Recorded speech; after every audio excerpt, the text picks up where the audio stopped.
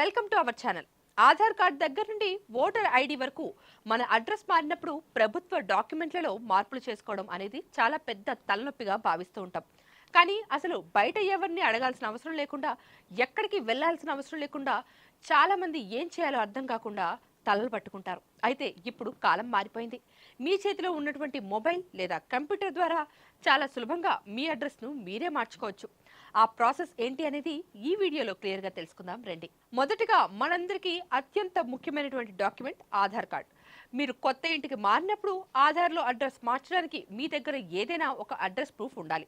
అంటే అది gas bill కావచ్చు, లేక కరెంట్ బిల్ కానీ, లేదా మీ పేరు మీద ఉన్నటువంటి రెంటల్ అగ్రిమెంట్ కానీ సరిపోతుంది.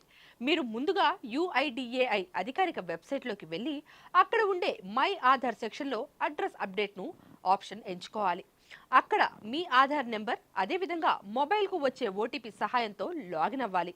కొత్త అడ్రస్ వివరాలు ఎంటర్ చేసి డాక్యుమెంట్ అప్లోడ్ చేస్తే సరిపోతుంది. ఒకవేళ మీ దగ్గర ఎలాంటి ప్రూఫ్స్ లేకపోతే మీ ఇంటి యజమాని లేదా తండ్రి ఆధార్ కార్డు ద్వారా హెడ్ ఆఫ్ ది ఫ్యామిలీ ఆప్షన్తో కూడా అడ్రస్ను మార్చుకోవచ్చు.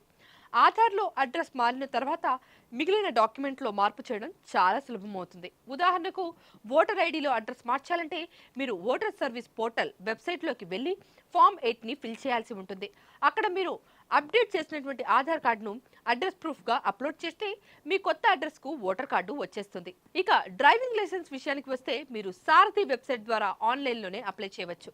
లేదా మీ దగ్గరలోని RTO ఆఫీస్కి వెళ్ళి ఆధార్ కార్డ్ కాపీ సబ్మిట్ చేస్తే రికార్డుల్లో అడ్రస్ మారిపోతుంది. పాన్ కార్డులో అడ్రస్ మార్చడానికి NSDL వెబ్సైట్లోకి ఆన్లైన్ అప్లికేషన్ పెట్టుకుని కేవలం 100 రూపాయల్లో ఫీజు చెల్లిస్తే సరిపోతుంది. చూశారు కదా, ప్రభుత్వ డాక్యుమెంట్లో అడ్రస్ మార్చుకోవడం ఇప్పుడు ఎంత ఈజీ అయిపోయిందో.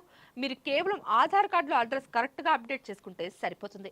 మిగిలినవన్నీ దానంతట అవే సులభంగా మారిపోతాయి. ఈ ప్రాసెస్లో మీకు ఇంకేమైనా డౌట్స్ ఉంటే కింద కామెంట్ సెక్షన్లో తెలియచేయండి.